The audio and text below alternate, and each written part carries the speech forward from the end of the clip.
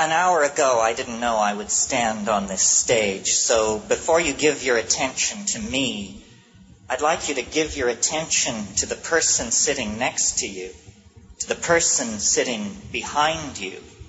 You see, political circumstances have forced us to camouflage ourselves. We look pretty much like everybody else, but an event like this brings us out of the woodwork.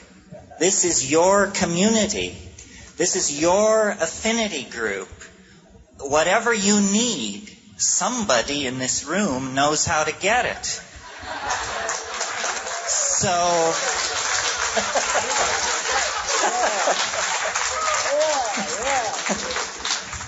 So it's not necessarily the four dicks on the stage that are going to lead you into a new world. It's what you do for yourself to make this inner journey.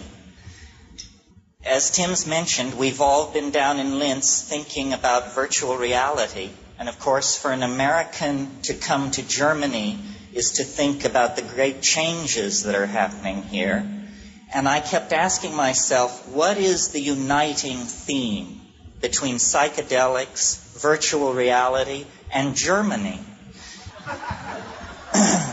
And the answer is radical freedom. Yeah. Radical freedom. Radical freedom doesn't mean giving somebody the vote. Radical freedom means the right to take over and control our own destiny and the destiny of this planet. Radical freedom means recovering our birthright. What would you think if somebody attempted to take your sexuality away from you? In the suppression of the psychedelic experience, the masters who make the rules have taken away a major slice of what it is to be a human being. This is intolerable.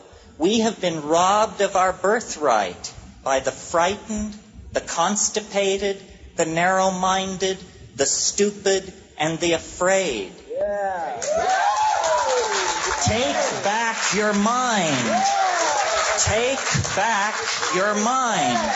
That is the message.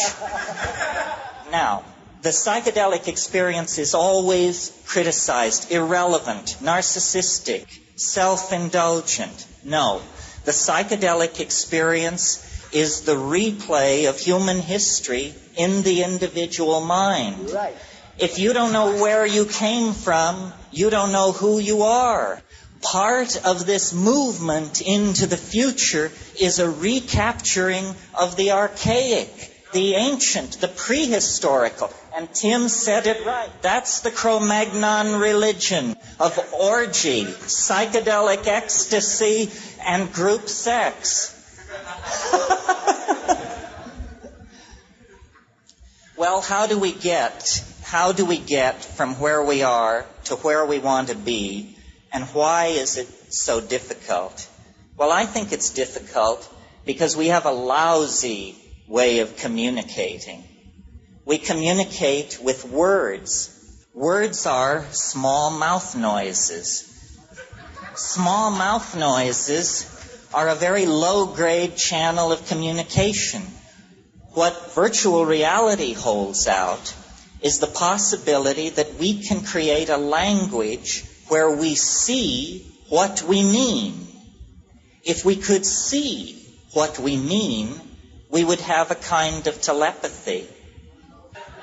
Anyway, the last point I want to make, because I think this is very important. We all talk about psychedelics, the impact on ourselves, the individual experience. But what are they when you look at 1 million psychedelic trips? What does it do to society? What it does is it dissolves boundaries. It dissolves the ultimate boundary, which is the ultimate fuck-up, which is ego. Ego is something invented by frightened people 20,000 years ago as a way to suppress women, as a way to suppress sexuality, as a way to suppress the wonder inherent in the world. Psychedelics are catalysts for the human imagination. We were called forth out of monkey existence by the fact that we had strange eating habits. And the consequence of those strange eating habits is now a monkey can dream of transforming its collective soul into a flying saucer. This is the goal that lies ahead at the end of history. History doesn't go on endlessly fluctuating centuries into the future. History is leading toward the transformation of this planet in our lifetime. A cybernetic, biological, psychedelic being. The collectivity, not only of humanity, but of all life on Earth, is struggling to be born. The entire universe of matter is the womb of mind. And it is the task of human beings to lead the collectivity of humanity out of the labyrinth of matter and into the realm of the imagination. The imagination is where we're all going to live. The imagination is the only place where the human soul is at home. Well, listening to Tim, one thing occurred to me that I wanted to leave with you, and that is what this is all about in political terms is the empowerment of direct experience. We all are sold a bill of goods. Maybe you remember the Bob Dylan song where he says, "It is not he or she or them or it that you belong to." This is what psychedelics teach you. We're not going to learn it from Der Spiegel, from Time magazine. It doesn't come like that. Direct experience, your opinion, your feelings, your sexuality is the only real thing in your universe. Don't transfer loyalty to ideology, to money, to party, to friends. All of these things are outside of the core of your reality. And centuries of programming have been laid on to all of us to take away the power of our own direct experience.